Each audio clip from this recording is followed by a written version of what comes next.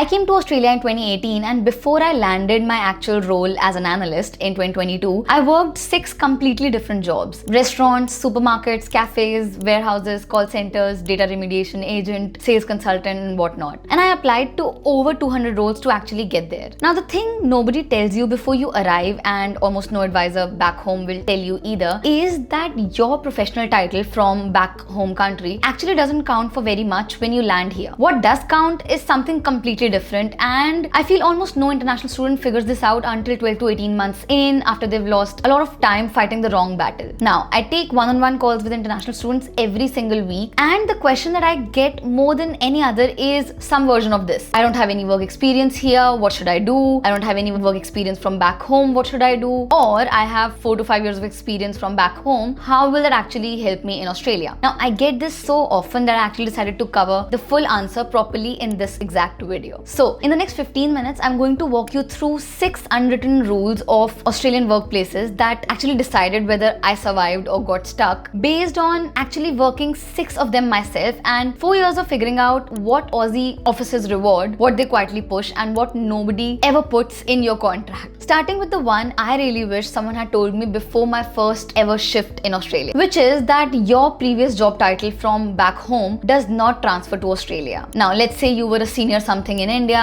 or in the Philippines, Indonesia, Bangladesh, anywhere, your CV might still say it, but the Australian system effectively starts you back at zero. Now, the reason for that is that almost every role in this country, be it professional or not, has a hidden requirement which is called Australian work experience. And it's basically a trap, I agree. You need Australian experience to get an Australian job, but you can't get Australian experience without first having an Australian job. So most international students hit this wall in their first 3 to 6 months and don't understand why their applications keep getting rejected. They have a master's degree, they have years of experience from back home, none of it seems to count. Now, the fix is mental, not really strategic. You stop fighting the system and you start at the bottom. That's what I did. That's what worked for me. I basically started at a restaurant in 2018. The next year, I picked a supermarket and a warehouse job at the same time, then a call center in 2020 and a data remediation analyst in 2021. And finally, in Jan 2022, the analyst role I had actually come here for. Now, every single one of those jobs taught me something I would have completely missed if I'd held out for that proper role from day one. The restaurant job taught me what Australian customer service expectations actually looked like and how to speak to Australians. The supermarket taught me how Aussie teams talk to each other on the floor. The warehouse job, I feel, taught me how managers hear, give, and receive feedback. And I feel the call center taught me how to write the way Australians actually write, which is short, direct, and no extra word. Now, by the time I sat down for my first analyst interview, I wasn't just selling my degree. I was actually selling 4 years of real Australian workplace fluency that nobody else applying for that role probably had. And that is exactly what actually gets you hired here. Not the title from back home. The fluency is how Australians work. But there is a second thing happening at every one of those jobs that I didn't even notice for the first year. And it's what really separates the people who climb fast from the people who actually stay stuck. I've seen this firsthand, which is something almost every international student gets wrong in their first week. So the way Australians actually treat hierarchy. I feel that in most of our home countries, respect is shown vertically,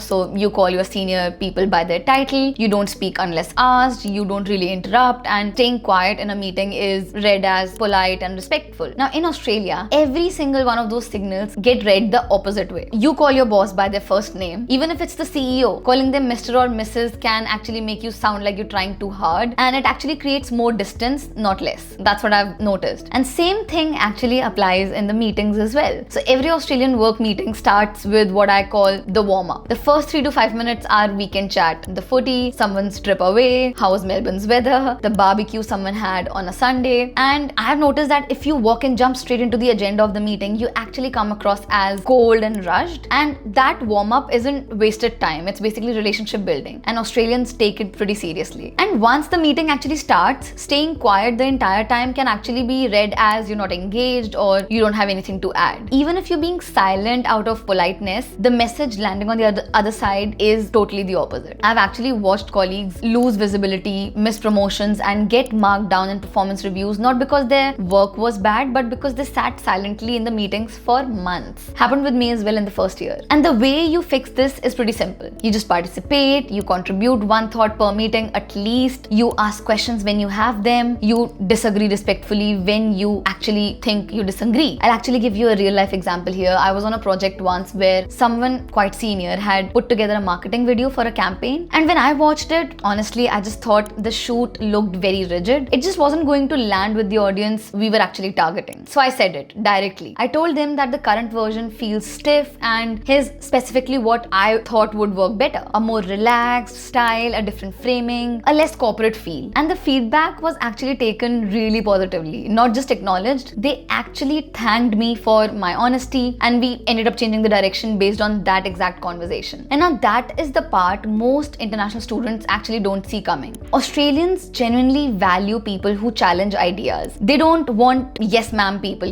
they actually don't reward them. They want people who actually speak up. And once you understand that hierarchy in Australia works horizontally and not vertically, your entire approach to work here kind of shifts. But there's one specific behavior that more than anything else decides how quickly I went from working at a restaurant in 2018 to an analyst in 2022, and I've seen almost nobody talks about it. Now, the biggest single accelerator in Australian workplaces is actually going beyond your actual job description. And obviously, I know that sounds very simple and obvious, but I genuinely don't think people realize how aggressively this gets rewarded here, and also people ignore it. So in a lot of cultures, doing extra work is expected and invisible. You do it because it's standard. Nobody really mentions it. You only get noticed if you mess up. But in Australia, the opposite is actually true. If you do exactly what's in your job description and nothing more, you are considered fine, average, even forgettable, to be honest. But I've noticed firsthand, the second you do something nobody asked you to do, maybe fix a simple process, flag a problem early, take initiative on a piece that, that actually wasn't yours, it gets seen, it gets named, and it gets rewarded. I've experienced this at every single job I worked in this country. At the restaurant, I noticed that the ordering system was inefficient and wasn't really working well, so I put together a quick spreadsheet that saved the manager hours of work. He talked about it for months and actually started giving me more shifts. And I also fixed their website. At the call center, I flagged a pattern in customer complaints that nobody really spotted and kind of built an analysis for that. My team lead brought it up in front of the whole floor, and again, I was rewarded for that. And later in my analyst role, my manager knew I was completely swamped during a really tough week, but there was this one specific piece of analysis the business generally needed very quickly to actually make a real decision. What I just did was I stayed up late, turned it around in a fraction of time it would normally take me, and made sure it was actually good enough to move the needle on that particular decision. You won't actually believe what happened a few weeks later. I was actually flown to the Sydney headquarters and told about my promotion as a manager. That wasn't a one-off. That is how this country's workplace culture functions, and I've noticed it firsthand. Australians appreciate hard work, and the most important thing is they say it out loud. Every workplace I've ever been at, the people who went above and beyond got recognized by the name. And you don't actually have to burn yourself out for this. You just have to make sure that whatever you're contributing is actually visible and a little above and beyond what was expected. That alone will actually compound faster than any degree or title back home ever could. By the way, I put together a free Australian workplace survival guide that covers the exact phrases, behaviors, and small habits that actually make international students blend in fast at their first Australian job. You can download it completely for free from the link in the description below. Go grab it before you finish the video so you've got it ready for your first day here. Now, once you actually have a job here, there is a layer of workplace life that no contract, no policy, and no onboarding document will ever mention. And it decides whether you actually become a part of the team or stay on the outside for years. And believe me, this whole research comes from real life experiences. So this is basically about unspoken rule around social rituals at work. Now, the first one is coffee run. If you've ever worked at an Australian office job, you know exactly what I'm talking about. Someone stands up around 10 or 11 in the morning saying coffee run, and the whole team usually goes. It's also called coffee train sometimes. This is not actually about coffee. It's actually about bonding ritual. The second is lunch. Now, if you eat lunch at your desk every single day, your colleagues will quietly assume you either don't like them or you're just buried in your work and not really a part of the team. Joining the kitchen or going out for lunch even once or twice a week actually changes everything. I was actually incredibly lucky in one of my earlier roles to share lunches with colleagues from all over the world, especially in my role at Concentrix as a data remediation analyst. It was fun, I tried all the cuisines I'd never even heard of, and a lot of people are still some of my closest friends today. And this is the power of socializing during your lunches. The third is Friday afternoon drinks. Now, every workplace I've been at has some version of this. And you don't have to stay long, you don't even have to drink alcohol, but showing up every now and then actually signals that you actually like working there and you enjoy the environment. Same goes for team lunches, trivia nights, and charity runs. Now, none of these are mandatory in the literal sense. Obviously, you can say no. Nobody will sit you down, but Australian workplaces silently keep a score on this stuff. And the people who participate are the people who get included, get promoted, and feel like they actually belong, because the workplace also feels like that you're more embedded in the work culture. And you don't need to be the most social person in the office. You just need to show up enough that people know you're a part of the team. But there's a flip side to this, and it might surprise you, given how much Australians actually value relationships at work, which is that once 5 p.m. hits, work ends. And in a lot of Australian workplaces, that is not a soft suggestion. It's actually a hard line, a boundary. Now, in most of our home countries, sending an email at 9 p.m. on a Tuesday is a signal of dedication. It shows how much you're committed, it shows you putting in hours. But in Australia, sending that exact same email signals completely the opposite. It probably tells your manager that you have poor time management skills, or probably you didn't prioritize your time correctly during the day, and it also kind of puts subtle pressure on the receiver to reply outside their personal time, which is genuinely considered rude here. Australians value their evenings and their weekends and their family time. And in fact, since 2024, it is now legally protected. Australia introduced something called the Right to Disconnect law, which gives employees the legal right to refuse to respond work contact outside their working hours unless that refusal is unreasonable. Now, what this means in practice is actually pretty clear. If you email your manager at, 9 p.m., don't expect a reply. If they email you at 9 p.m., you don't have to reply either. I've actually seen a lot of people, including myself, who put as a